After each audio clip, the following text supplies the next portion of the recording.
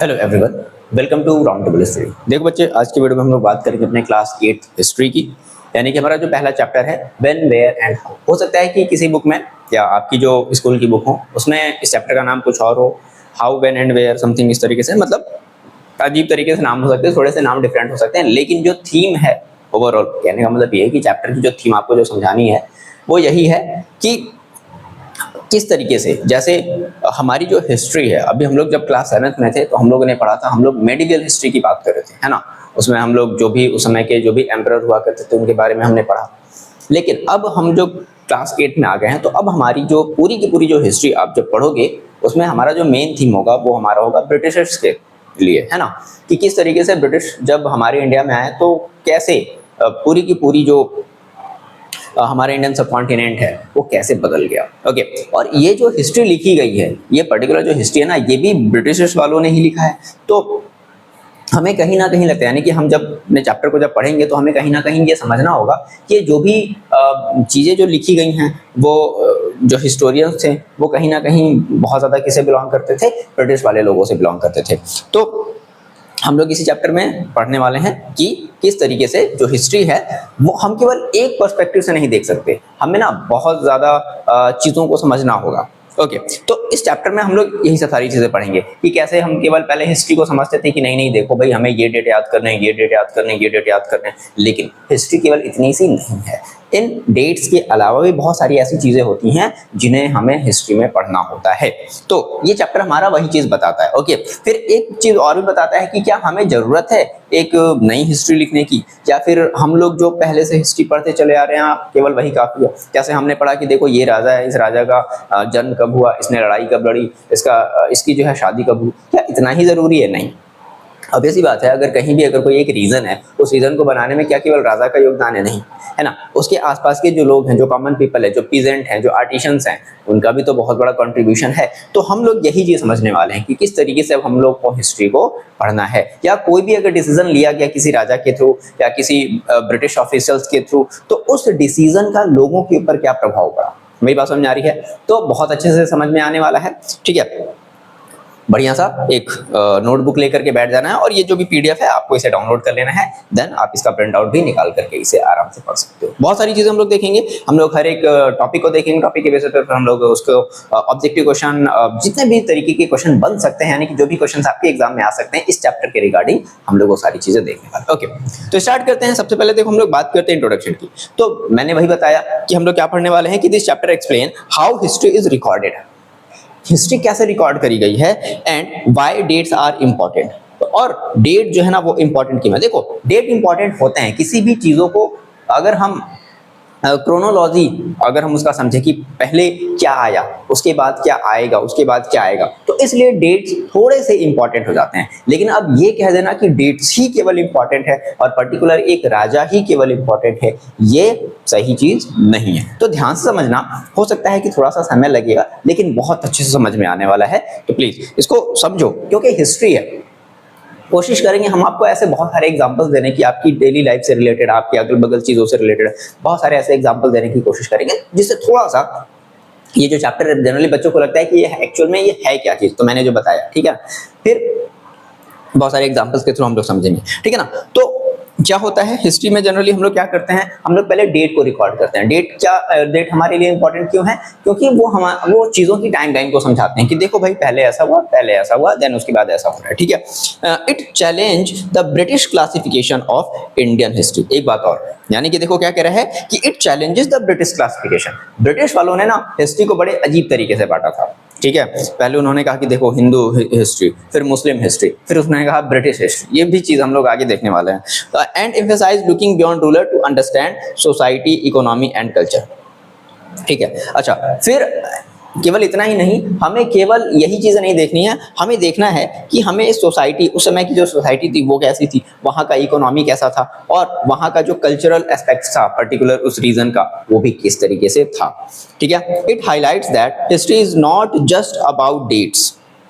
History केवल देखो date के बारे में नहीं है। अगर हम हिस्ट्री पढ़ रहे हैं तो ऐसा नहीं कि हिस्ट्री में हम केवल डेट पढ़ते हैं, ये राजा कब, ऐसा नहीं, ठीक है ना। It but about understanding events and there impact. तो हमें ये भी समझना होगा कि हम लोग जो हिस्ट्री पढ़ रहे हैं इस हिस्ट्री में कौन कौन से इंपॉर्टेंट इवेंट्स में उसके इम्पैक्ट क्या पड़े, उसका क्या प्रभाव पड़ा। मैंने जैसे बताया कि अगर एक राजा अगर कोई डिसीजन ले रहा है, जैसे उसने टैक्स बढ़ाने का डिसीजन ले लिया, तो ठीक है, बुक में ये मेंशन कर दिया, देखो इस राजा ने टैक्स इतना ले लिया या टैक्स इतना ले रहा था, लेकिन उसका लोगों पर क्या प्रभाव पड़ रहा था, ये भी तो हमें समझना होगा। बात समझ में आ रही है? तो यही सब सारी चीजें हम लोग इस चैप्टर में समझने वाले हैं। क्लियर है? थोड़ी सी बात, एक आइडिया लगा कि हम लोग क्या इस चैप्टर में सीखने वाले हैं। देखो ना, आगे अगर हम बात करें, हमारा जो पहला टॉपिक है, टॉपिक नंबर 1, जिसमें हम लोग ये देखेंगे कि how important are dates.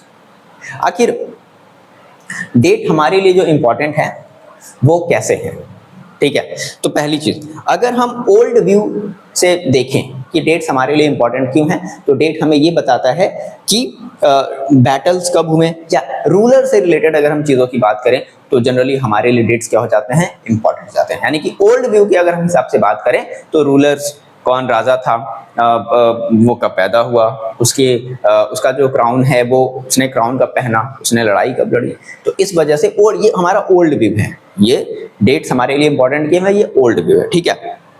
Okay, history as a study of change. लेकिन जो हिस्ट्री है ना, वो केवल पर्टिकुलर, मैं बार बार कह रहा हूं कि हिस्ट्री पर्टिकुलर किसी एक चीज के बारे में नहीं है, ठीक है ना। इसमें कॉन्टिन्यूअसली चेंजेस होते रहते हैं, ठीक है। जैसे कि अभी कंटिन्यूअस चेंजेस के अंडर में क्या आ जाएंगी कि it help us to understand how things were in past and how they change over time. सीधी सी बात है कि भाई चीजें पहले पास्ट में कैसी थी और अब कैसी हैं, ये भी हमारी क्या है, ऐसा तो हम नहीं कह सकते। जैसे एग्जांपल के तौर पे, जैसे मान लो मैंने कहा कि चलो अब अगर मैं एक सीधा सा अगर एग्जांपल देखिए भाई, रेलवे लाइन, क्या आप बता सकते हो कि क्या क्या मतलब ये जो हमारे जो रेलवे लाइन हमारी जो कंट्री में जो बिछी हुई है, क्या ये एक ही दिन में तैयार हो गया? नहीं, इनका क्या हुआ है, रेगुलर टाइम पर एक डेवलपमेंट होना स्टार्ट हुआ है। आज हम जिस तरीके से रेलवे लाइन को देख रहे हैं, क्या पहले आज से 100 साल पहले जब ब्रिटिश 200 साल पहले जब थे, तो क्या उस समय भी रेलवे लाइन ऐसी ही थी? बिल्कुल नहीं थी, ठीक है। तो यानी कि चेंजेस ओवर टाइम। उसके बाद comparing the past with present allow us to see progress and transformation. एक और चीज, अगर हम अच्छा, हिस्ट्री हमें एक और चीज में हेल्प करती है कि पहले की चीजें कैसी थी और अब की चीजें कैसी हैं। तो ये दो चीजें हैं जो हम हिस्ट्री से क्या करते हैं, सीखते हैं, ठीक है ना, कि कैसे चीजें चेंज हो रही हैं, है ना, और हम एक कंपैरिजन करते हैं कि पहले चीजें कैसी थी और अब चीजें कैसी हैं। ओके, तो ये हमें बात समझनी होती है। एग्जाम्पल के तौर पे जैसे देखो, सीधी सी बात है, मैंने एक एग्जाम्पल भी दिया कि people in India did not begin drinking tea one fine day. Obvious सी बात है, मैंने कहा कि भाई बताओ चाय पीना कब स्टार्ट हुआ, तो क्या ये एक दिन का काम है? नहीं, ठीक है ना। They develop the taste for it over time. Obvious सी बात है, ये बहुत पहले ही स्टार्ट हो गया था, धीरे धीरे लोगों ने इसे जाना, ठीक है। अब बहुत सारे लोग, मोस्ट ऑफ द लोग जो है वो क्या कर रहे हैं, चाय पी रहे हैं। Similarly we can not fix one single date on which British rule was established. अच्छा, हम ये भी नहीं डिसाइड कर सकते कि ब्रिटिश रूल क्या एक ही दिन में, क्या जिस दिन ब्रिटिश हमारे इंडिया में पहली बार कदम रखे होंगे, क्या उसी दिन से रूल करना स्टार्ट कर दिए होंगे? ऐसा तो नहीं हुआ होगा ना। तो भाई कैसे कैसे क्या ऐसी सिचुएशन आ गई जिसकी वजह से जो ब्रिटिशर्स वाले थे उन्होंने हमारे इंडिया में रूल करना स्टार्ट कर दिया? तो वही सब सारी कॉजेजेस को हम लोग क्या करने वाले हैं, देखने वाले हैं। आई होप कितनी बात आपको समझ में आ रही है कि हम लोग ये जो हिस्ट्री पढ़ने जा रहे हैं इसमें हम लोग क्या क्या चीजें देखने वाले हैं, ठीक है। क्लियर है बात? देखो नाउ, अब अगर हम बात करें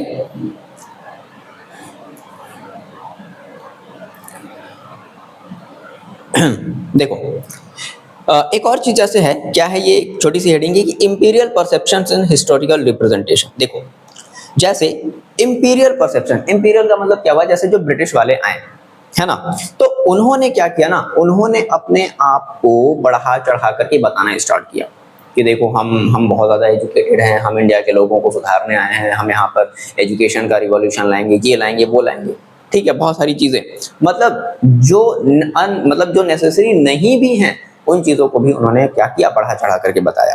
तो कहता है, जैसे ये एक फिगर देखो, अब अगर आप इस फिगर को देख करके समझो तो आपको उनका माइंड मेकअप समझ में आएगा कि जो ब्रिटिश वाले जो लोग थे उनका माइंड मेकअप क्या था, वो क्या बनाना चाहते थे हमारे इंडिया को, है ना, मतलब वो अपने आप को कितना सुपीरियर समझते थे। जैसे देखो, ये एक आपको जो फिगर दिखा रहा है, ये जो पर्सन आपको यहाँ पर जो दिख रही है, इसे हम लोग बोलते हैं ब्रिटानिया।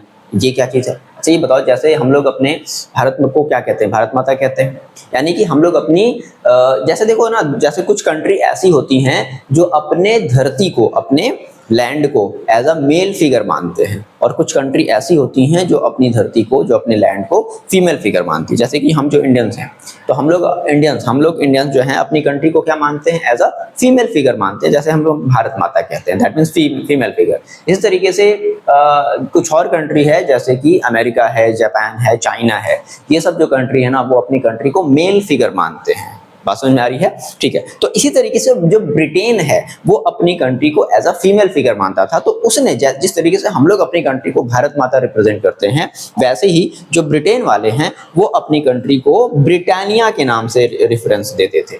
क्लियर है बात? तो ये देखो क्या दिखा रहा है यहाँ पर, कुछ ब्राह्मण्स है वो क्या कर रहे हैं, वो अपने उनके जो भी एंशिएंट टेक्स्ट है, ये जो एंशिएंट टेक्स्ट है वो इस ब्रिटानिया को दे रहे हैं। मतलब क्या कहता है, जरा ध्यान से समझना, क्या कहता है कि the picture here tries to suggest that Indians willingly give over ancient text to Britannia, यानी कि वो अपनी जो भी उनकी एंशिएंट टेक्स्ट है वो सब वो किसे दे रहे हैं, वो ब्रिटानिया को दे रहे हैं। यानी कि वो अपने आप को ब्रिटेन को सौंप रहे हैं कि भाई अब मेरी सारी चीजें क्या हैं, आपके अंडर में, आपके ही थ्रू मेरा क्या हो सकता है, डेवलपमेंट हो सकता है। मतलब ऐसा उन लोगों का मानना था। ये जो फिगर बनाया गया है वो रेनल नाम का एक, जेम्स रेनल नाम का एक ब्रिटिश जो है वो था, और उसने बनाया। तो मतलब देख सकते हो किस तरीके से ये चीज़ों को पर्सोनिफाइड करने की कोशिश कर रहे हैं अपने आप को।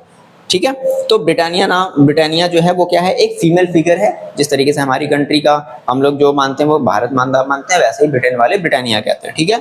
The symbols of British power as if asking her to become the protector of Indian culture. देखो ये क्या कह रहा है कि भाई ये जो ब्रिटानिया है ना वो क्या हो गई, वो एक तरीके से हमारे इंडियन कल्चर के लिए प्रोटेक्टर हो गई।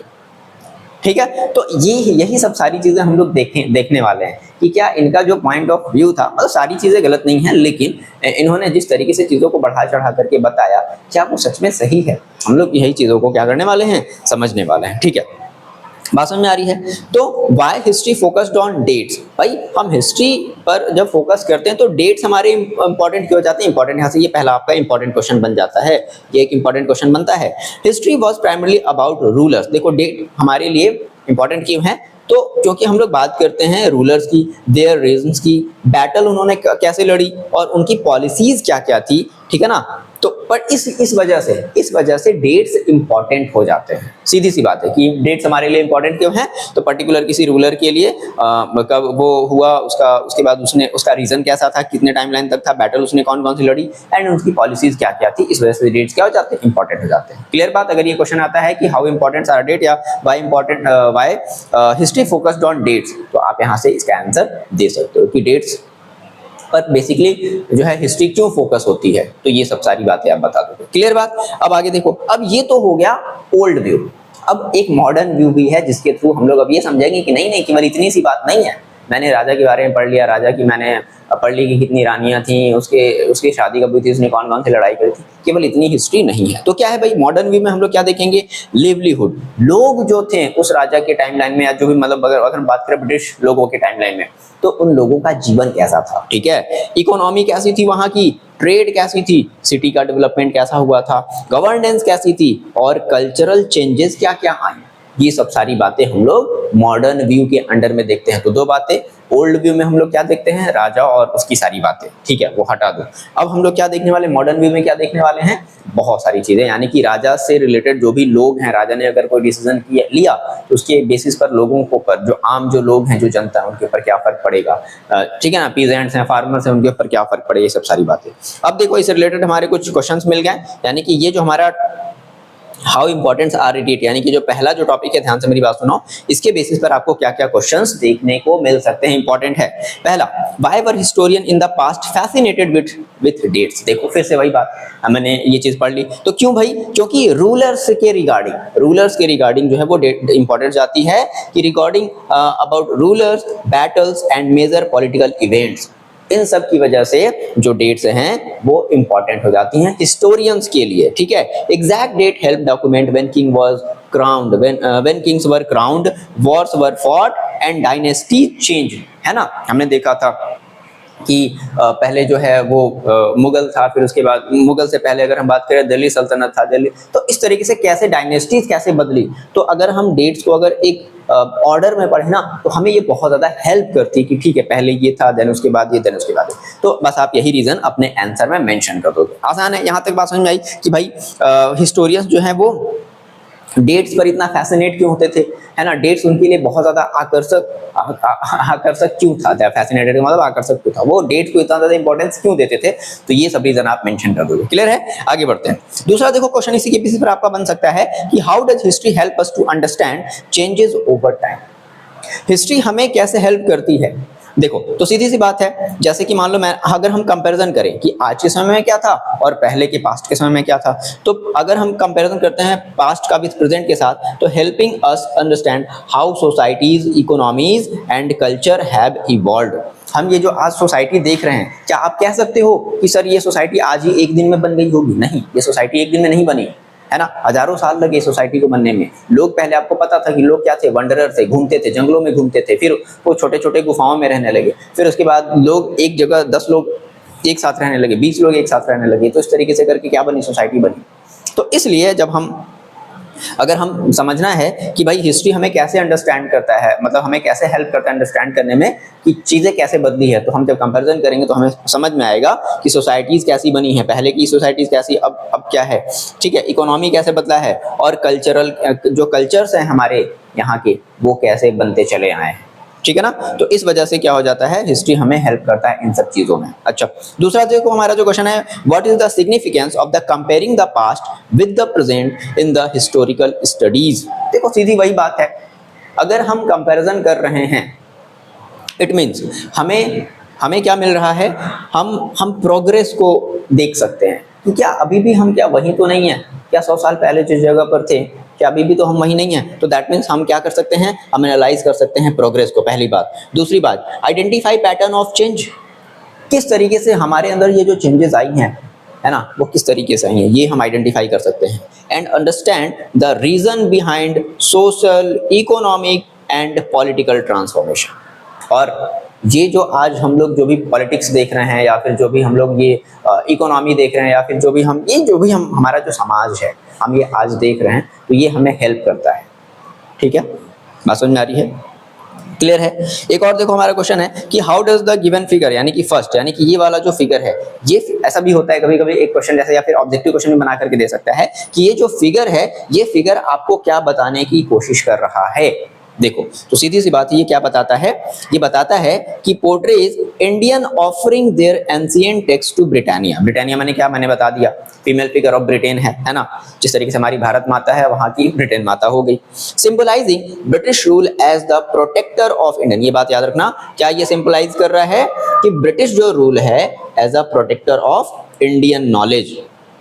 ठीक है, यानी कि जो ब्रिटिश वाले हैं वो क्या करेंगे, वो हमारे इंडिया को क्या करने वाले हैं, प्रोटेक्ट करने वाले हैं। ठीक है, और क्या करने वाले हैं, this reflect imperial view point suggesting that India willingly accepted British control. और इंडिया के पास देखो कोई ऑप्शन ही नहीं है, मतलब ये कहना चाह रहा है ये फिगर कि इंडिया के पास कोई ऑप्शन ही नहीं है कि वो क्या करे, वो सिवाय इसके कि वो अपनी सारी चीजें किसके यहाँ हैंड ओवर कर दे, ब्रिटिश लोगों, ताकि ब्रिटिश लोग क्या कर सकें, यहाँ की जो भी कल्चर है या फिर जो भी चीजें हैं वो उसको क्या कर सके, प्रोटेक्ट कर सके। ये इस फिगर का पॉइंट ऑफ व्यू है ना। ये फिगर हमें ये चीज बताना चाह रहा है। यहाँ तक बात देखो क्लियर है, बहुत इजी है, हम लोग समझेंगे, डोंट वरी, टेंशन मत लो। ठीक है, बहुत आसानी से हम लोग क्या करने वाले हैं, इसे समझने वाले हैं। ओके, क्लियर है यहाँ तक बात। आगे देखो नाउ, अब हमारा जो अगला टॉपिक है वो क्या है, जरा देखते हैं। टॉपिक 2, विच डेट्स। भाई अब ये सवाल आता है कि हम किस डेट को माने, क्या सारे डेट्स इंपॉर्टेंट हैं। चलो देखो इसका आंसर देखते हैं। तो पहली इसके अंडर में जो हेडिंग आएगी वो आएगी importance of selecting dates in history. तो भाई क्या इंपॉर्टेंस है, हम कैसी डेट्स को सेलेक्ट करें। भाई बहुत सारी चीजें हुई होंगी, ऐसी बात तो नहीं है, अब बहुत सारे इवेंट्स पर्टिकुलर उस डेट के अराउंड रिवॉल्व कर रहे होंगे। एग्जाम्पल के तौर पे समझो, जैसे हर एक का अपना अलग इंपॉर्टेंस है। जैसे मान लो आप है, हो सकता है कि आपके लिए आप पर्टिकुलर किसी डेट में किसी शादी फंक्शन को अटेंड करने गए हो, तो आपके लिए वो चीज़ अलग है। हो सकता है कि उसी डेट में पर्टिकुलर किसी दूसरे की शादी ही हो। तो कहने का मतलब है कि हर एक डेट्स अपने आप में क्या इंपॉर्टेंट है, लेकिन इंपॉर्टेंट है कि हम कौन से डेट को क्या करें, सेलेक्ट करें। देखो तो क्या कहता है कि dates become significant based on the focus of historical study. ठीक है,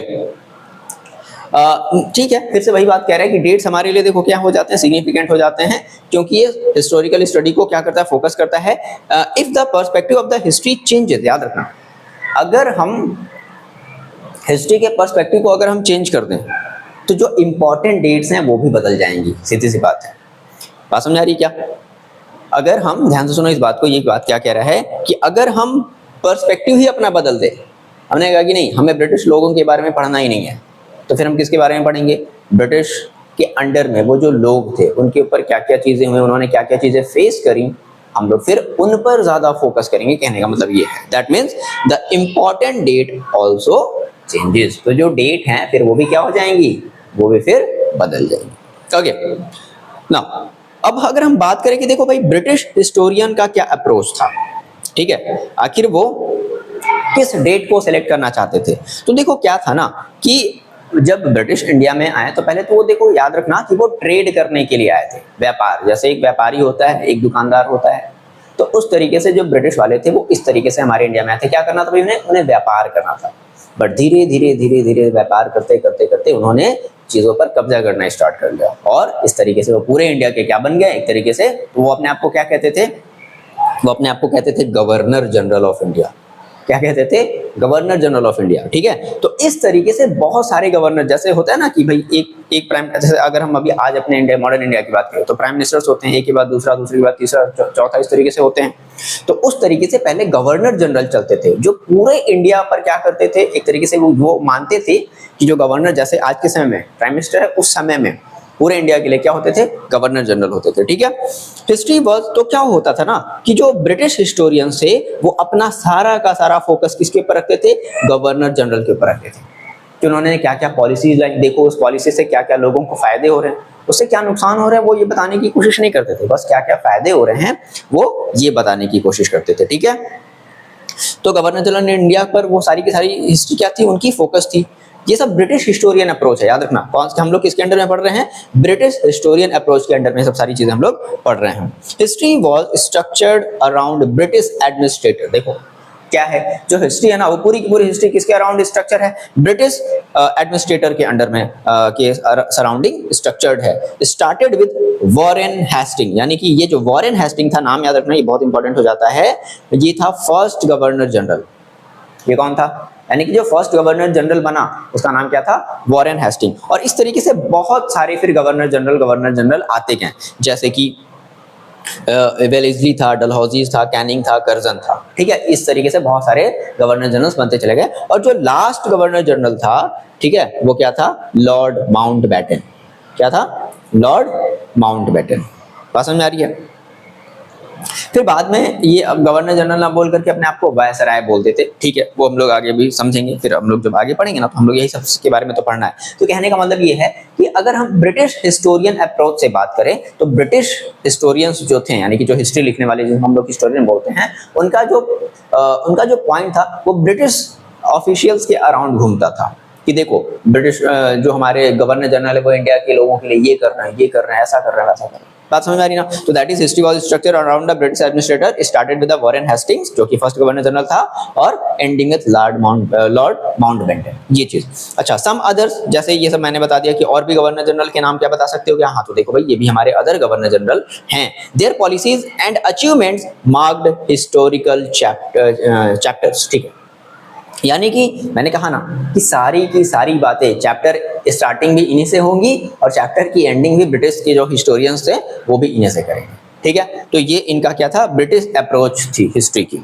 ओके, अब क्या इस अप्रोच से क्या प्रॉब्लम नहीं है, सोचो जरा, गैस करो। एक आप ऐसी हिस्ट्री लिख रहे हो जिसमें आप केवल और केवल ब्रिटिश लोगों के बारे में बता रहे हो कि देखो भैया ये हमारे लॉर्ड है, ये हमारे गवर्नर जनरल है, ये इंडिया के लोगों के लिए ऐसे कर रहे हैं। तो आप ये नहीं बताओगे क्या कि ये जो पॉलिसीज वो ब्रिटिश गवर्नर जनरल जो ला रहे हैं, इन पॉलिसीज से आम लोगों पर क्या फर्क पड़ रहा है, जो फार्मर हैं, जो पीजेंट्स हैं, जो आर्टिशंस हैं, जो कॉमन लोग हैं, उनके ऊपर क्या फर्क पड़ रहा है, वो भी तो आपको बताना पड़ेगा ना। तो इस वजह से इसमें क्या है, इस अप्रोच में क्या है, प्रॉब्लम है। क्या प्रॉब्लम है, जरा हम लोग ये समझते हैं। देखो ये क्या करते थे, ये ओवर एम्फेसाइज कर देते थे ब्रिटिश ऑफिसर्स को, बहुत ज्यादा प्रशंसा कर देते थे एकदम कि ना एकदम बढ़िया, ठीक है, अच्छे से। उसके बाद साइड लाइन, और क्या करते थे, side line Indian society. Indian society से इन्हें कोई मतलब ही नहीं था, बस इनको क्या करना है कि देखो ये चीजें मैंने करी हैं, ये चीजें मैंने करी हैं, ठीक है। इंडियन सोसाइटी से इनको कुछ लेना देना नहीं था। एंड इट्स कंट्रीब्यूशन, ऑब्वियस सी बात है भाई, ये जो तुम अपना जो गुणगान कर रहे हो, ये जो पैसे ब्रिटेन भेज रहे हो, ये सब सारी चीजें दे कौन रहा है, कहाँ से आ रही हैं, जो कॉमन लोग हैं, जो पर्टिकुलर शहर के जो रहने वाले लोग हैं, वहीं से तो आ रही हैं, ठीक है। तो ये इनकी कंट्रीब्यूशन को क्या कर दिया इन्होंने, एकदम ही साइड लाइन कर दिया, इनसे उनको कोई लेना देना नहीं हुआ। दूसरा, ignore the impact of the common people and local movements. इनकी पॉलिसीज की वजह से कॉमन लोगों पर क्या इम्पैक्ट पड़ा, इनको इनसे कोई लेना देना नहीं था, कहीं भी कुछ भी इन्होंने नहीं लिखा। जैसे कि एग्जाम्पल के तौर पे अगर हम देखो बात करें, the struggle of Indian farmers, Indian farmer ने बहुत स्ट्रगल किया है, ठीक है। आर्टिशंस ने, उस आर्टिशन मतलब जो जैसे कुछ बनाने वाले लोग होते हैं मिट्टी के या फिर कुछ मूर्ति वगैरह, फ्रीडम फाइटर्स भी जो थे like Rani Lakshmibai and Birsa Munda were often neglected. और ऐसे पर्सन को क्या कर दिया गया है, नेग्लेक्ट कर दिया गया है, जिन्होंने क्या किया है, ब्रिटिश लोगों से फाइट करी, क्या प्रॉब्लम आई उसका, उनकी पॉलिसीज को अपोज किया, ये सब सारी चीजें इन्होंने क्या कर दी हैं, नेग्लेक्ट कर दी हैं। तो एक बेसिक सा आइडिया समझ में आ रहा है कि हम लोग इस चैप्टर को क्यों पढ़ रहे हैं, है ना।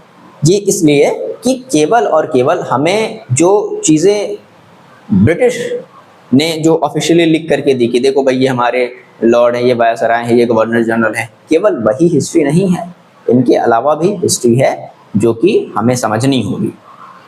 पढ़ते हैं आगे, ठीक है। देखो अच्छा, तो अब ये सी बात है, जब आपको लगा कि अब अगर इस अप्रोच के साथ अगर प्रॉब्लम है आपको, तो क्या आपको एक नए अप्रोच की जरूरत नहीं है, बोलो यस है। तो need for a different perspective, obvious सी बात है, हमें एक दूसरे पर्सपेक्टिव की, हमें एक दूसरे व्यू पॉइंट की जरूरत है।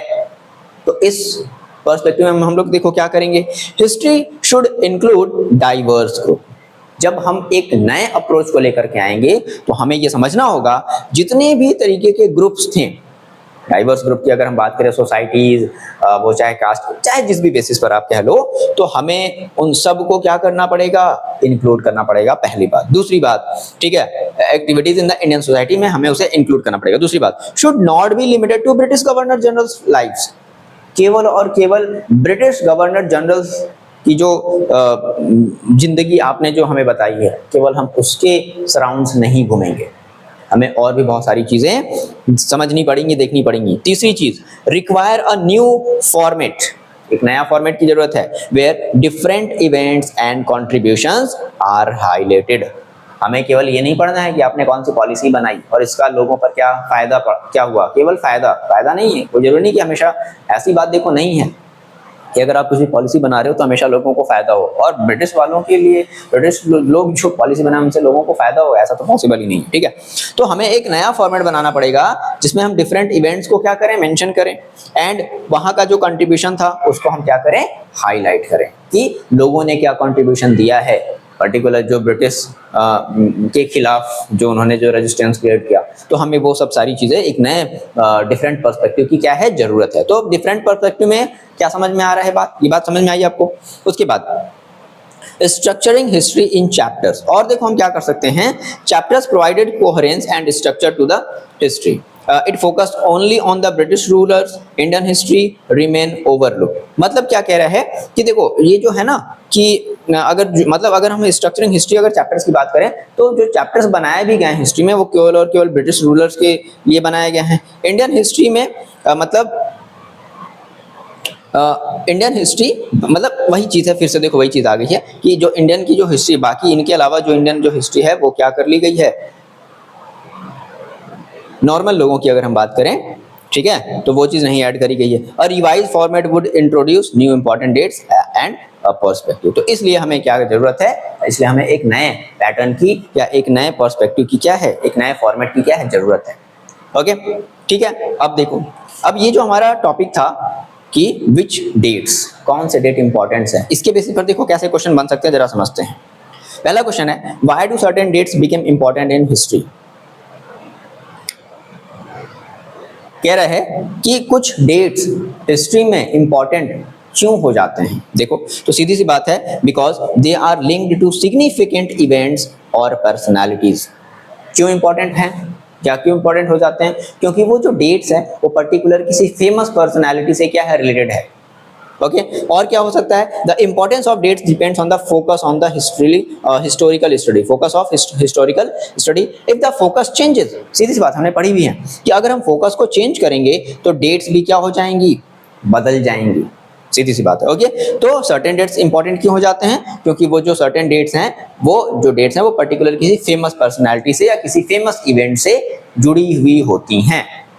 ओके दूसरा, हाउ डिड, इसका मतलब समझ में आ रहा है ना। जैसे मान लो मैंने कहा, चलो अगर आपको समझ में आया, जैसा एग्जांपल देते हैं, रिवॉल्यूशन ऑफ 1857, तो क्यों इंपॉर्टेंट है भाई, बहुत बड़ा इवेंट है ना। किस वजह से, क्योंकि भाई जो कह सकते हैं कि जो रिवॉल्यूशन हुआ, यानी कि जो लोगों ने आवाज उठाई ब्रिटिश लोगों के खिलाफ, तो ये सब सारी इस वजह से ये क्या हो जाती है, इंपॉर्टेंट हो जाती है। ओके अच्छा, एक एग्जांपल के तौर पे मैंने बताया, how did British historians structure the history of India.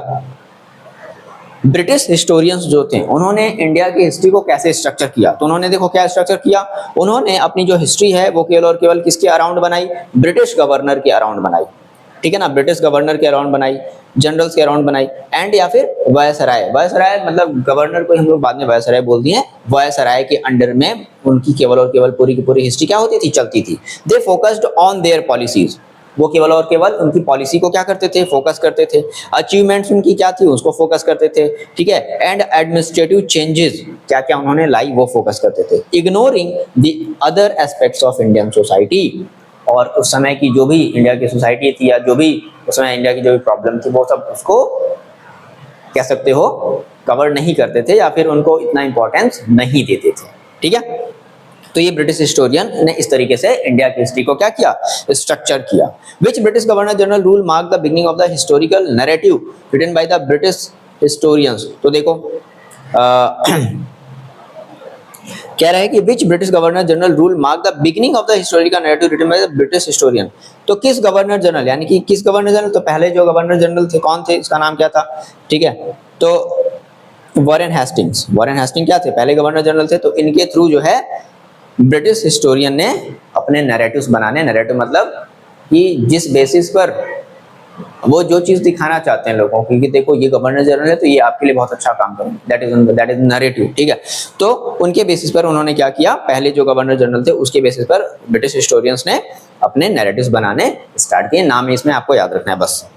Who was the last viceroy of the British India, तो लॉर्ड माउंटबेटन क्या थे, ये लास्ट वायसराय थे। मैं फिर से बोल दे रहा हूँ, गवर्नर जनरल और वायसराय में कंफ्यूज नहीं होना है। पहले जो बनाया गया वो थे, उनका नाम था गवर्नर जनरल, देन बाद में गवर्नर जनरल को के पोस्ट को हटा करके क्या कर दिया गया, वायसराय बोल दिया गया, ठीक है। तो कंफ्यूज मत होना। ओके अगला है देखो, what was the primary focus of the history written by the British historians in India. देखो प्राइमरी भाई क्या प्रॉब्लम है ना, व्हाट वाज द सॉरी क्या प्राइमरी फोकस उनका होता था। तो सीधी सी बात है, फिर से वही बात कि वो जो भी ब्रिटिश गवर्नर थे उन्होंने क्या अचीवमेंट था, एंड जो वायसराय थे उनका क्या अचीवमेंट था, वो उसको कवर करते थे। बाकी इंडिया की सोसाइटी और इंडिया के जो लोग हैं उनका क्या कॉन्ट्रीब्यूशन था, वो उसको इग्नोर करते थे, ठीक है, सीधी सी बात है। अगला है, what are the limitation of the writing history based on the only lives of the British governor general.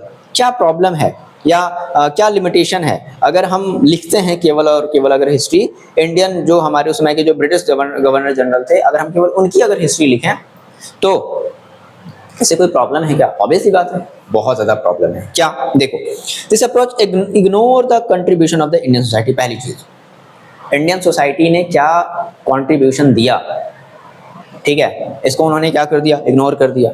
Local movements को इन्होंने इग्नोर कर दिया, कॉमन पीपल जो थे उनकी बातों को इग्नोर कर दिया। It creates a one sided view of history.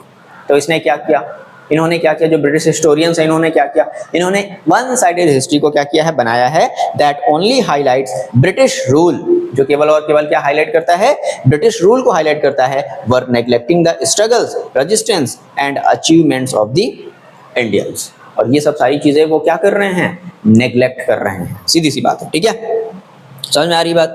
अगला देखो क्या, compare the historical approach of the British historians with how Indian historians might present the same period. देखो सीधी सी बात है, तो ब्रिटिश हिस्टोरियन ने क्या किया, कॉलोनियल रूल को एम्फेसाइज किया, प्रशंसा करी उसकी, एडमिनिस्ट्रेटिव रिफॉर्म को की उन्होंने प्रशंसा करी है, and civilising missions of the British, ठीक है।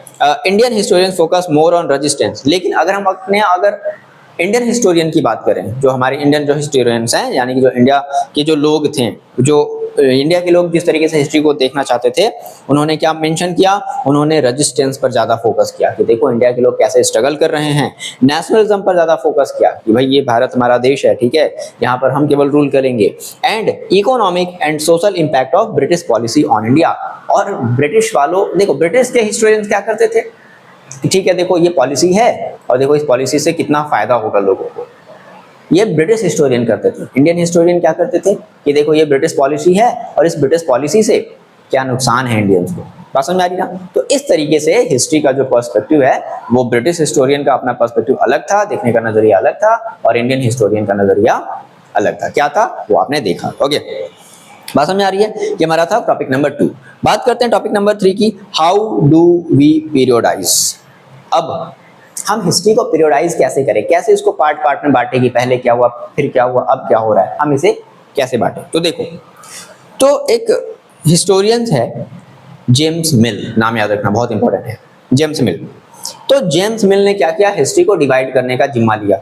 आज हम लोग जो पढ़ते हैं ना एंशिएंट, मेडिवियल और मॉडर्न, तो ये आया कहाँ से आज समझोगे। देखो, तो जेम्स मिल ने क्या कहा, जेम्स मिल आए जो कि एक स्कॉटिश इकोनॉमिस्ट, याद रखना है जेम्स मिल कौन था, एक स्कॉटिश इकोनॉमिस्ट और हिस्टोरियन था, जिन्होंने हिस्ट्री लिखी। क्या उस हिस्ट्री का नाम क्या दिया, a history of British India in 1870, क्या नाम दिया। अब इस हिस्टोरियन ने यानी कि जेम्स मिल ने पूरी की पूरी इंडियन हिस्ट्री को 3 पार्ट में डिवाइड कर दिया। नहीं, वो आप जो सोच रहे हो वो नहीं है, क्या है, देखो, Hindu history, Muslim history and British history. इसने पूरे इंडियन हिस्ट्री को 3 पार्ट में क्या कर दिया, डिवाइड कर दिया, हिंदू, मुस्लिम और ब्रिटिश हिस्ट्री के नाम से इन्होंने डिवाइड कर दिया। His periodization became widely accepted at the time, उस टाइम तो इसकी इस पर्टिकुलर पीरियोडाइजेशन को बहुत ज्यादा एक्सेप्ट किया गया, बहुत ज्यादा एक्सेप्ट किया गया, ठीक है। लेकिन इस पीरियोडाइजेशन के साथ एक प्रॉब्लम भी थी। क्या थी, ये केवल और केवल क्या बताता था, पर्टिकुलर बेस्ड ऑन रिलीजन के बेसिस पर था, है ना, of rulers, ignoring the cultural, social and economic aspects. देखो, क्योंकि ये बेसिकली रिलीजन पर था। ऐसा तो नहीं है कि अगर एक मान लो मैंने कहा कि अगर एक मुस्लिम पीरियड की अगर हम एक पॉइंट अगर उठाएं, तो क्या उस मुस्लिम पीरियड में हिंदू जो रूलर थे वो नहीं थे, बिल्कुल थे। क्या उस समय दोनों का स्ट्रगल नहीं हुआ, तो ये बात क्या हो गई, छुप गई। तो इस वजह से हम इस पीरियोडाइजेशन को नहीं मानेंगे, बात समझ आ रही है। तो how do we divide history into periods, हम फिर कैसे डिवाइड करें हिस्ट्री को पीरियड्स में। तो हमें क्या करना होगा, historians divide history into periods understanding major characteristics of the different times. उन्हें पहले डिफरेंट टाइम को समझना होगा, उन्हें ये समझना होगा कि क्या एक टाइम लाइन में केवल एक ही टाइप का राजा रहता था, ऐसा तो नहीं है। Periodizations help in identifying major changes and development over time. अगर हम चीज़ों को अगर हम periodize कर रहे हैं, that means हम लोग बहुत important events को समझ रहे हैं कि ठीक है पहले ये हुआ then इस तरीके से, ठीक है। The way history is divided reflects how people think about the past. और वही चीज़ है ना, हम लोग वही तो स्टार्टिंग से ही तो पढ़ते चले आ रहे हैं कि अगर हम हिस्ट्री को अगर डिवाइड कर रहे हैं तो reflect how people think about the past. जैसे देखो, अब जेम्स मिल के व्यूज क्या थे इंडियन सोसाइटी पर। जेम्स मिल एक तरीके से कैसे देखता था इंडियन सोसाइटी को, कैसे देखता था, ठीक है। देखो जेम्स मिल देखो क्या क्या करता था, believe that before British rule, जब इंडिया में ब्रिटिश रूल नहीं आई थी, ठीक है, तो क्या था, इंडियन सोसाइटी वाज अनसिविलाइज्ड। उसे क्या लगता था, जब ब्रिटिश रूल इंडिया में नहीं आई थी उसे लगता था कि जो इंडियन सोसाइटी है वो क्या है, वो अनसिविलाइज्ड है। देखो कितना खराब सोचता था ये, ठीक है, एंड बैकवर्ड है। हम सब क्या हैं, मतलब उसके हिसाब से उसे क्या लगता था, ये जो इंडियन सोसाइटी है वो क्या है, वो अनसिविलाइज्ड है और बैकवर्ड है। He thought that Hindu and Muslim ruler were despots, मतलब डिक्टेटर्स हैं, उनको अपने जनता से कोई लेना देना नहीं है, वो उसे ऐसा लगता था। Who promoted religious intolerance, caste discrimination and superstitions, मतलब उसे लगता था कि जो भी राजा वगैरह है वो रिलीजियस इंटॉलरेंस है, मतलब वो सारे धर्म को सम्मान नहीं देते हैं, या फिर वो कास्ट में बहुत ज्यादा डिस्क्रिमिनेट करते हैं, जैसे कास्ट में बहुत ज्यादा क्या होता है कि भेदभाव, छुआछूत जैसे चीज वो बनाते हैं, और अंधविश्वासों में क्या रखते हैं, वो विश्वास करते हैं। ठीक है। मिल आर्ग्यूड, यानी कि ये जो जेम्स मिल है इसने आर्ग्यूड किया, इसने बताया कि देखो जो ब्रिटिश रूल है ना वो जरूरी है टू ब्रिंग द प्रोग्रेस। जरूरी क्यों है? प्रोग्रेस लाने के लिए। लॉ, हम लोग लॉ बनाएंगे और क्या करेंगे, एंड लॉ एंड ऑर्डर लाएंगे इंडिया में, जिससे सभी लोगों की जिंदगी क्या हो जाएगी, ईजी हो जाएगी। बट हुआ इसके क्या उल्टा, लोग जो है भूखे मरने लगे। ठीक है। अब British rule as a progress, देखो इसके आगे क्वेश्चन मार्क लगा है, क्या ब्रिटिश रूल को हम एज अ प्रोग्रेस बोल सकते हैं? कुछ मायने में हाँ, कुछ मायने में नहीं। कैसे? देखो, according to Mill British rule represented civilisation, progress and enlightenment. देखो एक बात तो ठीक है, चलो आप जो है एजुकेशन ला रहे हो, आप टेक्नोलॉजी ला रहे हो इंडिया में, इस मामले में सही है, लेकिन हर मामले में हम मतलब ये नहीं कह सकते कि हाँ आपने बहुत अच्छा काम किया। ठीक है। He saw that period before British rule as dark and uncivilised, ये बात याद रखना। उसे क्या लगता था कि ब्रिटिश रूल के पहले की जो इंडिया की जो टाइम लाइन है वो क्या थी, वो डार्क थी और अनसिविलाइज्ड थी। तो अब यहाँ से क्वेश्चन आता है, एक इंपॉर्टेंट आपके लिए मैंने क्वेश्चन बनाया है कि can we accept Mill's ideas today, क्या हम मिल्स का आइडिया आज भी एक्सेप्ट कर सकते हैं? बिल्कुल नहीं कर सकते हैं। ठीक है, बिल्कुल डिसएग्री करते हैं with this view because it's ignore India's rich history and achievement before the British. ये बताओ, जो भी चीजें बनी है, जैसे हम जितने भी अगर अपने पुराने मंदिरों को देखें, या जो राजाओं के थ्रू जो बनाई गई, या फिर हम अगर कोई भी ऐसा मॉन्यूमेंट्स अगर आप अपने इंडिया में देखो जो किसी इंडियन रूलर के थ्रू बनाई गई, क्या वो ब्रिटिश के आने के बाद बनाई गई है? नहीं, वो ब्रिटिश के आने के बहुत पहले बनी है ना। तो दैट मीन्स हम ये चीज इसको बिल्कुल डिसएग्री करेंगे इस बात से कि ऐसा नहीं है। Okay. Problem with religion based history, क्या प्रॉब्लम है अगर हम रिलीजन बेस्ड हिस्ट्री की अगर हम बात करें, जो हिंदू मुस्लिम और ब्रिटिश वाला जो इसने जो डिवाइड किया था, उससे प्रॉब्लम क्या? देखो, many people of the many religion exist, क्या होता था उसमें बहुत सारे तरीके के रिलीजन के लोग एग्जिस्ट करते थे हर एक पीरियड में, बात सही है। Common people lifes and contribution are important are also important. ठीक है, उस समय के जो कॉमन पीपल थे, जो लोग थे, भाई उनका भी तो कुछ कंट्रीब्यूशन है ना। Even ruler of the same period followed different religions showing diversity in governance. ठीक है, तो उस समय के जो रूलर्स थे, ऐसा नहीं है कि सारे रूलर्स एक जैसे हुआ करते थे, ऐसे भी रूलर्स हुए हैं जिन्होंने डाइवर्सिटी दिखाई है, जिन्होंने हिंदू मुस्लिम को एक लेकर के चला है ना। तो ये सब सारी चीजें क्या हैं, प्रॉब्लम्स हैं।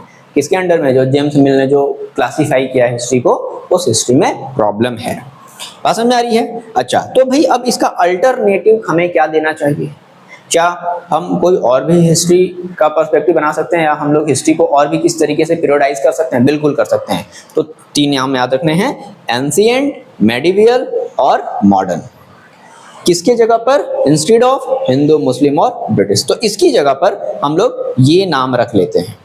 क्लियर है बात? अच्छा, this method is borrowed from the European history. देखो अब ये वाली जो भी हिस्ट्री है ना, एंशिएंट, मेडिवियल और मॉडर्न, ये भी हम लोग किसके थ्रू लिए हैं? ये हमने यूरोपियन हिस्ट्री से उठाया है। ठीक है, where modern means science, democracy, equality and freedom. Modern का मतलब क्या है? साइंस, ठीक है, डेमोक्रेसी, इक्वालिटी और फ्रीडम। लेकिन एंशिएंट और मेडिवियल तो ठीक है, लेकिन ये मॉडर्न वाला फिट नहीं बैठता है। जरा गेस करो, जब अगर हम मॉडर्न हिस्ट्री कब से बोल रहे हैं, यानी कि जो भी जब ब्रिटिश रूल आए, जब ब्रिटिश आए, तो हमारा इंडिया क्या मॉडर्न हो गया? क्या साइंस के फील्ड में बहुत आगे हो गया? क्या हर एक लोगों को फ्रीडम मिली? क्या हर एक लोगों को इक्वल राइट्स मिला? नहीं मिला। तो मॉडर्न वाले केस में तो ये भी गलत हो जा रहा है। बात समझ आ रही है क्या? तो but British rule, under the British rule Indians did not have these rights, उनके पास ऐसे राइट्स ही नहीं थे। So calling it modern is misleading. याद रखना, याद रखो, अब थोड़ी सी अपनी माइंड को डेवलप करो कि हम लोग जो भी चीज पढ़ रहे हैं ना वो कहीं ना कहीं से उधार ली गई है।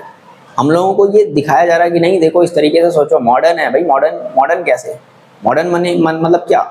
ये सब सारी चीजें होनी चाहिए ना। तो उस समय तो मॉडर्न हम ऐसा तो कुछ नहीं था, लोगों को राइट्स नहीं दिए जाते थे, इक्वल राइट्स नहीं दिए जाते थे, तो मॉडर्न कैसे मान ले? बात समझ में आ रही है?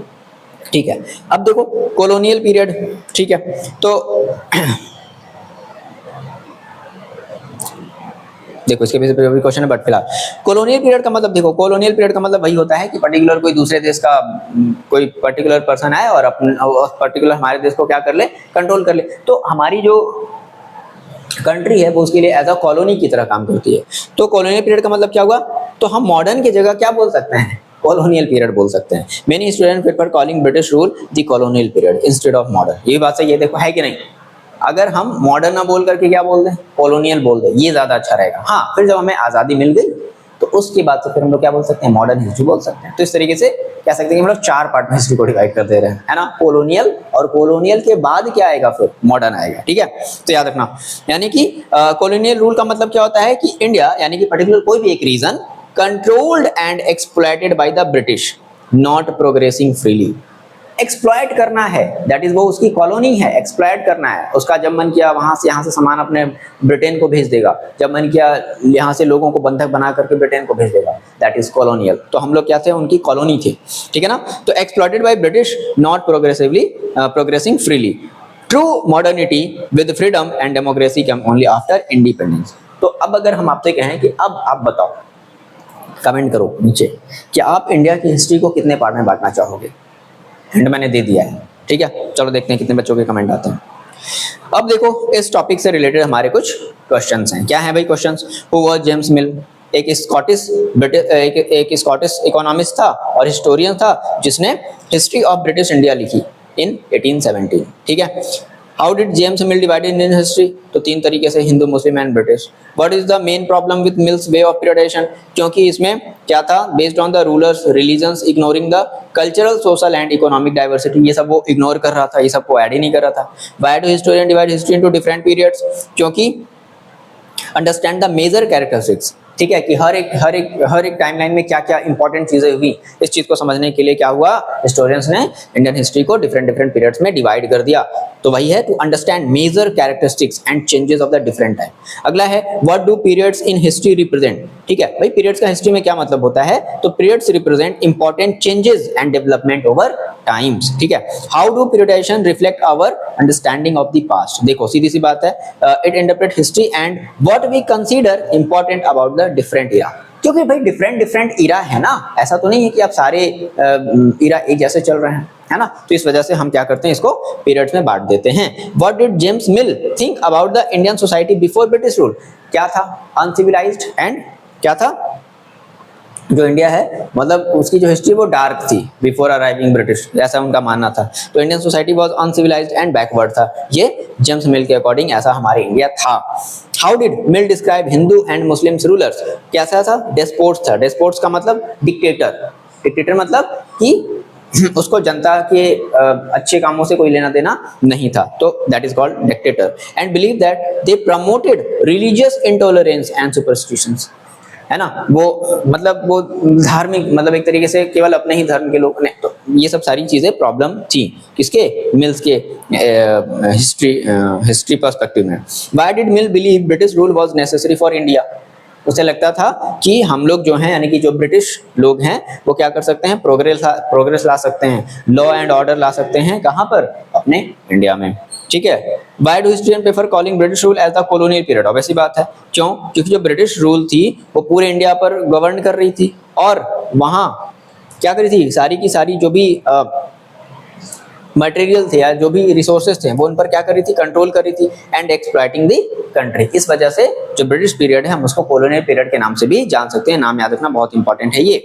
अगला है, what does the term colonial rule means? Colonial rule का मतलब क्या होता है? Means a foreign power ruling and exploiting another country. मतलब कोई भी एक फॉरेन कंट्री रूल करे और साथ ही साथ क्या करे, एक्सप्लॉइट करे। एक्सप्लॉइट मतलब उसके रिसोर्सेज को यूज करे और यूज तो करे, साथ ही साथ बाहर भी भेज दे, अपने अपने देश में भेज दे, तो दैट इज कॉल्ड कॉलोनियल। ठीक है, याद रखना। What changes did British bring to Indian society during the colonial rule?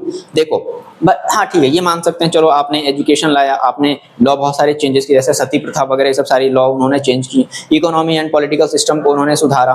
ठीक है, तो ये सब सारी चीजें हम उनको क्रेडिट दे सकते हैं। How did colonial rule affect the way people lived and work? बिल्कुल, किस तरीके से कॉलोनी, बिल्कुल बहुत ज्यादा तरीके से, बहुत गंदे तरीके से क्या किया, अफेक्ट किया। ठीक है, ठीक है ना। इसमें तो देखो क्या बता रहा है कि चेंजेस द ट्रेडिशनल प्रैक्टिसेस। ठीक है, ट्रेडिशनल प्रैक्टिसेस चेंज हुए, ये बात सही है, लेकिन ये भी नहीं कह सकते कि introduce a new job. New job के साथ साथ पुराने जॉब भी तो उन्होंने खत्म कर दिया।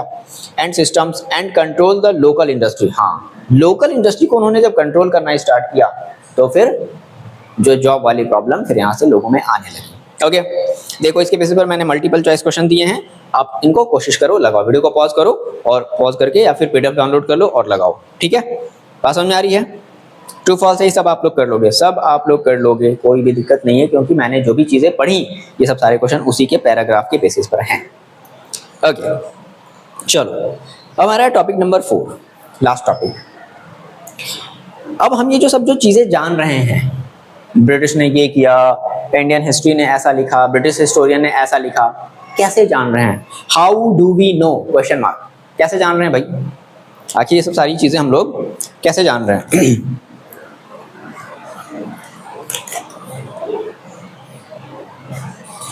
देखो, तो पहली बात कि जब ब्रिटिश लोग थे, उनकी एक तरीके से पूरे इंडिया पर उनका कंट्रोल था, तो उनको जो भी डिसीजन लेना होता था ना, वो कोशिश करते थे कि वो सारे के सारे डिसीजन कैसे हो, वो रिटन हो, हैंड रिटन हो, किसी कागज में लिखे गए हो, क्योंकि उनको एक जगह से लिखी हुई चीजों को दूसरी जगह भेजना होता है। जैसे मान लो अगर मेरे को कोई डिसीजन लेना है और मैंने अपने ये चीज अपने जूनियर को मैंने बताई कि देखो भाई ऐसा ऐसा करो, तो जूनियर कहेगा ना, सर मेरे को आप रिटन लिख करके दे दो। मेरे को कैसे पता कि आप ही ने लिख करके दिया? आपका साइन होना चाहिए, आपका सिग्नेचर होना चाहिए, आपका वो मुहर होना चाहिए, सब सारी चीजें होनी चाहिए। तो क्या हुआ, रिकॉर्ड रखे गए, रिकॉर्ड्स, जो भी डिसीजन लिए गए उन सब का क्या रखा गया, रिकॉर्ड्स रखा गया। तो sources used by historians for writing Indian history, यानी कि हम कौन कौन से सोर्सेज यूज कर सकते हैं अपने इंडियन हिस्ट्री को देखने के लिए। तो एडमिनिस्ट्रेशन प्रोड्यूसेस रिकॉर्ड्स, यानी कि जो भी उस समय का एडमिनिस्ट्रेशन था, मतलब कौन था, जो भी ब्रिटिश ऑफिशियल्स हैं, उन्होंने रिकॉर्ड्स रखने स्टार्ट किए। मतलब कैसा रिकॉर्ड्स? रिकॉर्डिंग नहीं, वो मतलब जो भी वो राइट कर रहे हैं, जो भी वो लिख रहे हैं, है ना, उन सब का एक रिकॉर्ड होना चाहिए। तो एडमिनिस्ट्रेशन प्रोड्यूसेस रिकॉर्ड्स, वो रिकॉर्ड्स प्रोड्यूस करते थे। जैसे British administration believed in documenting all instructions, plans, policies and decision in writing. ये बात याद रखो ना, वो जो भी डिसीजन लेते थे वो सब राइटिंग करके रखते थे। ठीक है, तो proper records help in structured debate and governance. They maintain systematic records like memos, notes and reports. देखो, अब देखो ध्यान से रखना, हो सकता है कि किसी किसी के बुक में जो हम ये बोलें कि भाई हम ये कैसे जानते हैं, तो बेसिकली हमारे पास 3 सोर्स हैं। एक ऐसी सोर्स जिसको हम लोग बोलते हैं लिटरेरी सोर्स। लिटरेरी सोर्स के अंडर में क्या आ जाती हैं कि जो भी चीजें रिटन है, नाम याद रखना, लिटरेरी सोर्स। ठीक है, किसी के बुक में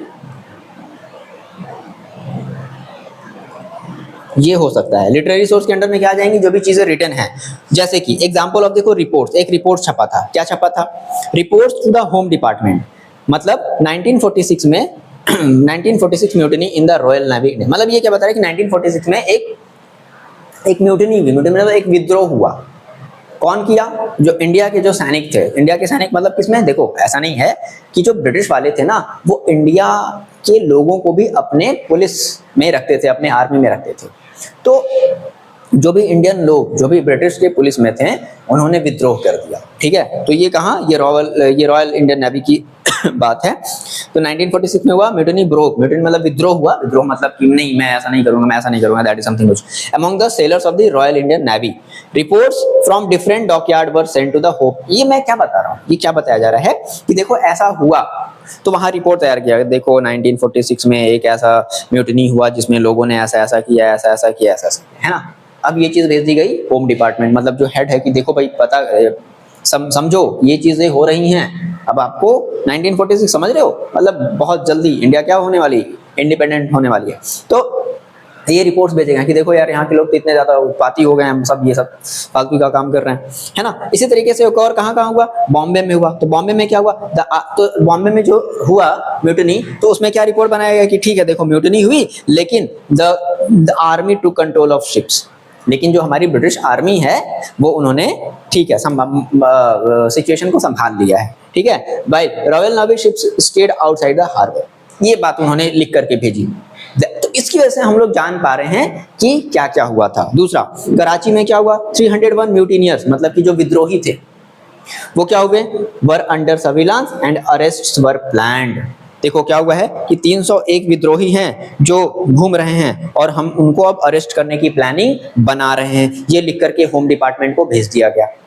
तो वही सब सारी चीजें हम लोग पढ़ करके आइडिया लगाते हैं कि क्या क्या चीजें हो रही हैं। अगला देखो क्या रिपोर्ट तैयार किया गया विशाखापत्तनम में, the situation was under control with no violence. ठीक है भाई, हो गया था, उत्पात हो गए थे, लोग यहाँ पर बहुत ज्यादा चीजों को खराब करने लगे थे, लेकिन सारे लोगों को अंडर कंट्रोल में ले लिया गया है, ठीक है। Military guard were placed on the ships, और मिलिट्री गार्ड्स को शिप पर लगा दिया गया, जिससे फर्दर जो लोग हैं, इंडियंस लोग हैं, वो उत्पात ना मचाएं। Some sellers might still refuse to work, और जो कुछ सेलर हैं यानी कि जो कुछ नाविक हैं हमारे इंडिया के जो लोग हैं, वो अभी भी सेलिंग करने से यानी कि रिफ्यूज टू वर्क, वो वर्क करने से क्या कर रहे हैं, मना कर रहे हैं। ये रिपोर्ट लिख करके भेज दिया गया, और इन्हीं सब रिपोर्ट्स को जब हिस्टोरियन पढ़ते हैं तो वो क्या बनाते हैं, वो हिस्ट्री बनाते हैं। इंपॉर्टेंट बात है, इसलिए इसको स्किप मत करना।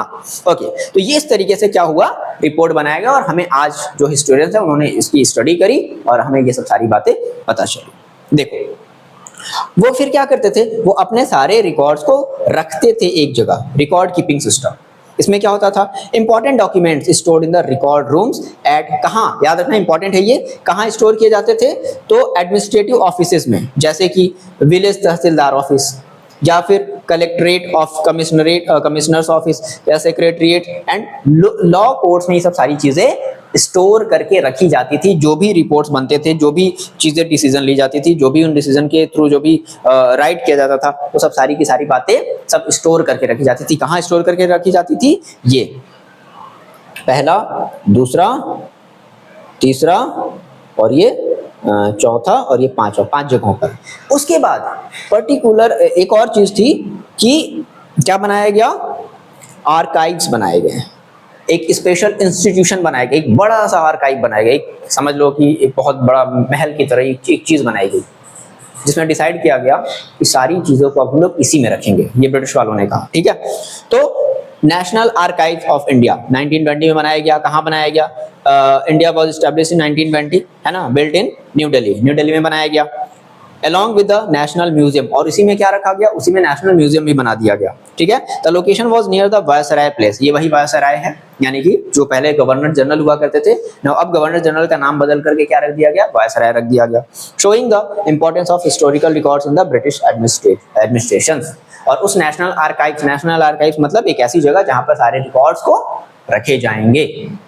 बात समझ आ गई? अच्छा, अब और हम लोग कैसे जानते हैं, ध्यान रखना, अभी हमारा टॉपिक क्या है कि हाउ डू वी नो। तो हाउ डू वी नो में पहला क्या हुआ कि रिकॉर्ड्स प्रोड्यूस किए जाते थे और उन रिकॉर्ड्स को रख दिया जाता था। दूसरा जो है, सर्वे करे जाते थे। देखो मैंने कहा कि हम इनकी हिस्ट्री कैसे जानते हैं, 3 तरीके से।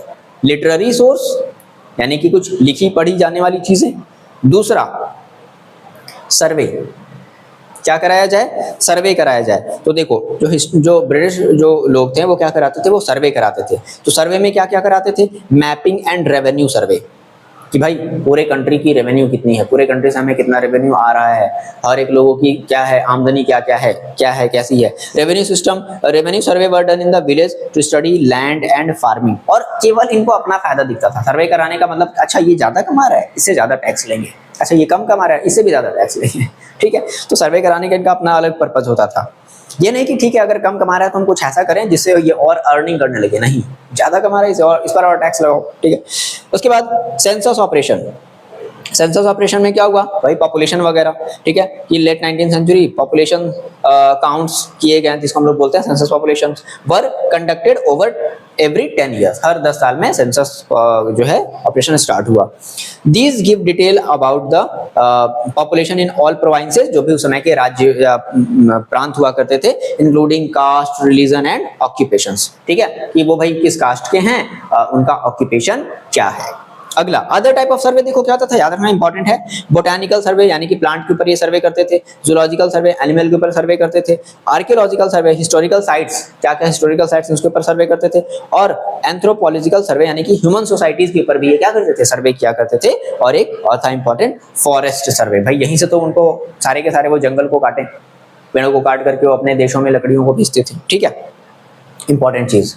पर्पस ऑफ सर्वे, ठीक है भाई, तो उन्होंने सर्वे कर लिया, तो इस सर्वे का पर्पस क्या था, क्या उनको इससे फायदा मिला, क्या था पर्पस? तो देखो सीधी सी बात है, वो ना यहाँ के लोगों को समझना चाहते थे कि हम और किस तरीके से यहाँ के लोगों के ऊपर रूल कर सकते हैं। ओके, यहाँ के लोगों के ऊपर क्या कर सकते हैं, रूल कर सकते हैं, ठीक है, बहुत बढ़िया। देख रहे हैं भाई कि रिकॉर्डिंग हो रहा है नहीं हो रहा है, चलो।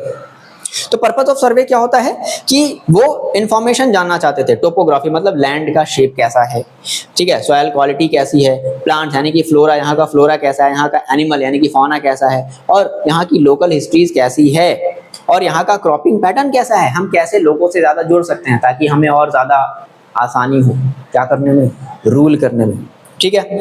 All this information help the British control and manage different region better, ताकि वो और आसानी से समझ करके चीजों को क्या कर सके, कंट्रोल कर सके, उसको अपने अंडर में ले सके। बात समझ आ रही है? ओके, अच्छा, what official records do not tell, official records क्या नहीं बताते हैं। देखो भाई, अब बहुत सारी ऐसी चीजें होती हैं या ऐसी चीजें थी जिनको ब्रिटिश वाले लोगों ने क्या कर लिया, छुपा लिया, बताया ही नहीं। कौन कौन सी ऐसी चीजें हैं जरा समझते हैं। देखो, जो पहली चीज है वो है लिमिटेशन ऑफ ऑफिशियल रिकॉर्ड्स, मतलब ऑफिशियल रिकॉर्ड्स आर यूजफुल, ठीक है, यूजफुल है, मानते हैं ऑफिशियल रिकॉर्ड्स क्या हैं, यूजफुल हैं, but they only show the view point of British officials.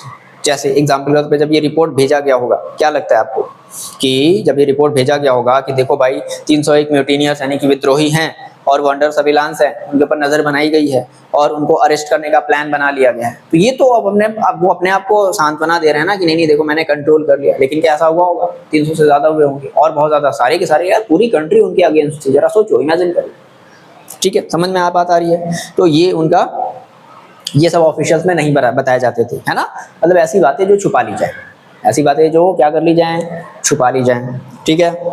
अच्छा, और क्या है, they reflect what British wanted to record, ठीक है ना, वो चाहते थे केवल वही रिकॉर्ड करते थे, not necessarily what people of India felt और एक्सपीरियंस्ड। तो ऑफिशियल रिकॉर्ड क्या नहीं बताते हैं, पहली चीज कि इंडिया के लोग क्या, दूसरी चीज जो है वो इंडिया के लोग क्या फील करते हैं, उनका क्या एक्सपीरियंसेस हैं इस ब्रिटिश रूल से, उन्होंने क्या क्या चीजें सही इस ब्रिटिश रूल से, वो ये चीज को नहीं मेंशन किया, उन्होंने इस चीजों को मेंशन नहीं किया। तो ये सब हमें कौन बताता है, जो इंडियन हिस्टोरियंस हैं वो ये बताते हैं, ठीक है।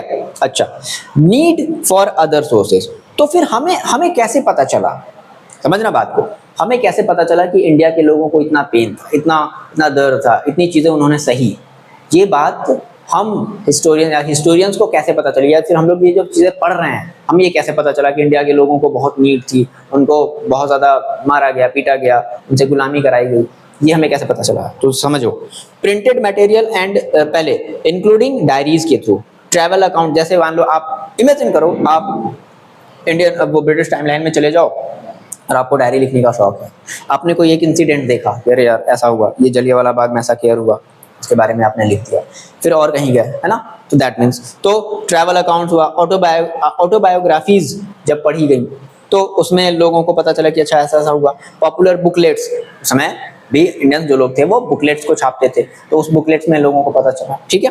दूसरा, प्रिंटेड मटेरियल एंड न्यूज़पेपर, भाई इंडिया में खुद का भी न्यूज़पेपर भी छपने लगा था उस समय, ठीक है। तो printing newspaper and booklets became common, ठीक है ना, they spread the view of the reformers, leaders, poet and novelist. तो उस न्यूज़पेपर में क्या क्या छपता था, जो भी लीडर होते थे उनके व्यू पॉइंट छपते थे कि नहीं ऐसा होना चाहिए, हमारे इंडिया में ये चीजें होनी चाहिए, ब्रिटिश लोगों को यहाँ से जाना चाहिए। उसके बाद पोएट्स जो होते थे, पोएट्स अपने तरीके से ब्रिटिश वाले लोगों की क्या करते थे, क्रिटिसाइजिंग करते थे, और नॉवेलिस्ट अपने तरीके से, ठीक है, वॉइस ऑफ कॉमन पीपल। और हमें कैसे पता चला, these sources help us understand the lives of the ordinary people like tribals and peasants, ठीक है। उसके बाद it is harder to know about their lives but it's possible with efforts, ठीक है। हमें नहीं पता कि जो ट्राइबल्स है, जो पीजेंट्स है, उनकी लाइफ कैसी थी, लेकिन हम अनुमान तो लगा सकते हैं। और ये बहुत ज़्यादा हार्ड भी नहीं है कि हम ये ना जान पाएं कि उनकी ज़िंदगी उस समय कैसी हुआ करती थी। जैसे कि एग्जाम्पल के तौर पे समझो, अब क्या ये एग्जाम्पल बताना चाहता है कि जब हमें पता चला कि ब्रिटिश वालों ने अपना सारा का सारा रिकॉर्ड जो है वो एक जगह लिख करके रखते थे, फिर हमें ये भी पता चला कि नहीं वो सारी चीजें नहीं लिखते थे, लोगों के ऊपर क्या उसका इफेक्ट पड़ रहा है, लोग कैसे फील कर रहे हैं उस चीज को, वो नहीं लिखते थे। तो हमें ये बात कैसे पता चली, हमें ये बात पता चली न्यूज़पेपर से। एग्जांपल के तौर पे, ठीक है, कि न्यूज़पेपर में एक रिपोर्ट छपा कि give report the movement and strike, की मूवमेंट होने लगा और स्ट्राइक्स होने लगी। This one describe a police strike, police वाले ने लोगों पर क्या कर दिया, स्ट्राइक कर दिया 1946 में, लोगों को डंडे से मारा पीटा। ये वो चीज नहीं बताएंगे, बस क्या कहेंगे, हाँ देखो कंट्रोल हो गया, 301 विद्रोही थे उनके ऊपर कंट्रोल कर लिया गया। किस तरीके से कंट्रोल किया गया वो ये चीज नहीं बताएंगे। बात समझ आ रही है, ठीक है। कॉजेज ऑफ स्ट्राइक, अब न्यूज़पेपर पूरा डिटेल में बताएगा। तो न्यूज़पेपर ने बताया कि देखो कॉज क्या था, मतलब पुलिस स्ट्राइक कर दी, मतलब सॉरी हमारे जो इंडियंस लोग थे उन्होंने स्ट्राइक कर दिया ब्रिटिश लोगों के खिलाफ। कैसे, क्यों, रीजन क्या था कि जो 2000 पुलिस मैन थे उन्होंने खाना खाने से इनकार कर दिया। क्यों, क्योंकि ये जो खाना है ना, जो खाना जो इंडियन, देखो हैं वो पुलिस वाले ब्रिटिश के, लेकिन हैं वो इंडियंस, लेकिन उनको खाना कैसे दिया जा रहा है, बैड क्वालिटी का फूड दिया जा रहा है, और उनकी सैलरी भी क्या है, बहुत ज़्यादा लो है। इस वजह से जो 2000 पुलिस मैन था उन्होंने स्ट्राइक कर दिया कि नहीं हमें अच्छी सैलरी दो, तब हम अपने इंडियन के लोगों को मारेंगे पीटेंगे, और हमें अच्छी क्वालिटी का खाना दो। समझ रहे हो, ओके। तो एक और हमें चीज पता चलती है, कोड फ्रॉम अ प्रोटेस्टर, कि the food was described as so bad that even cattle would not eat, मतलब इतना खराब खाना हुआ करता था कि उसको एक जानवर भी ना खाए। समझ रहे हो ये चीज। तो हमें यहाँ से पता चल रहा है ना कि ब्रिटिश वालों का माइंड मेकअप कैसा था, वो क्या चीजें करना चाहते थे। The protest was about basic dignity and poor leaving condition. Protest किसके लिए थी, आत्मसम्मान, डिग्निटी के लिए थी, और कैसे उनकी जो लिविंग कंडीशन है वो कैसे इंप्रूव हो पुलिस वालों की। ऑब्वियसली बात है वो ब्रिटिश वालों के लिए ही काम कर रहे थे, लेकिन कहीं ना कहीं भाई वो है तो इंडियन सी, तो कैसे उनका अपना खुद का डिग्निटी और कैसे वो अपनी लिविंग कंडीशन को सुधारने के लिए कैसे वो इस तरीके से क्या करते, प्रोटेस्ट करते थे। ठीक है ना, बात समझ में आ गई। तो इस बेसिस पर देखो आपको इतने सारे मल्टीपल चॉइस क्वेश्चंस मिल जाएंगे, प्लीज इनको लगाओ। एक से लेकर के देखो कितने तक हैं, इधर भी हैं और इधर भी हैं, यानी कि टोटल आपके 15 MCQs हैं। बहुत सारे इतने हैं कि अगर आप पढ़ लो तो फिर आपके सारे के सारे जो कॉन्सेप्ट हैं और सारे के सारे जो क्वेश्चंस हैं वो यहाँ से क्लियर हो जाएंगे। उसके बाद आप ये क्वेश्चंस हैं, what kind of record did British administration produces, सभी को पता है, मेमोज क्रिएट करे गए, नोट्स क्रिएट किए गए, लेटर्स, इंस्ट्रक्शंस, पॉलिसीज, डिसीजन, ये सब क्रिएट करी गई हैं। ठीक है। Why were survey important during British rule, तो सर्वे से उन्हें क्या मिलता था, वो लोगों को अंडरस्टैंड करते थे, land, people, crops and resources of India, उनसे उनको समझ आती थी। ठीक है। What is the National Archives of India, तो National Archives of India establish 1920 में, एक ऐसा प्लेस है where important official documents and historical records are preserved, it help historians study as India's past. ठीक है। उसके बाद what limitation do officials record have, तो वो नहीं शो करते थे, then do not show the how ordinary people such as peasants and tribals lived और व्हाट दे फेल्ट, वो ये शो नहीं करते थे। What did the 1946 police strike in Delhi highlights, देखो पुलिस स्ट्राइक 1946 में क्यों हुआ, क्योंकि उनकी सैलरी लो थी, बैड फूड था और वो अपनी कंडीशंस को इंप्रूव करना चाहते थे। लॉन्ग आंसर की बात करें, explain how official record help historian writing history. ठीक है, तो कैसे हमारे जो ऑफिशियल रिकॉर्ड्स हैं वो हिस्टोरियंस को हेल्प करते हैं हिस्ट्री को राइट करने में। तो ऑफिशियल रिकॉर्ड्स हमें इंपॉर्टेंट सोर्सेज देते हैं, इंफॉर्मेशंस देते हैं।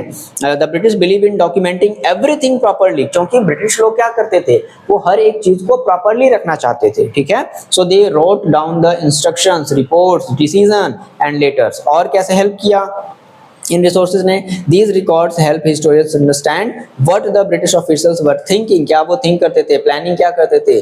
ठीक है। And also show different parts of the administrations worked and how events were handled, और किस तरीके से इवेंट्स को हैंडल किया जाए, ये वो सारी बातें लिखते थे। तो इस वजह से हिस्टोरियंस को एक आइडिया मिला कि ठीक है, हमारा जो इंडिया था वो ब्रिटिश लोगों के अंडर में कुछ ऐसा था।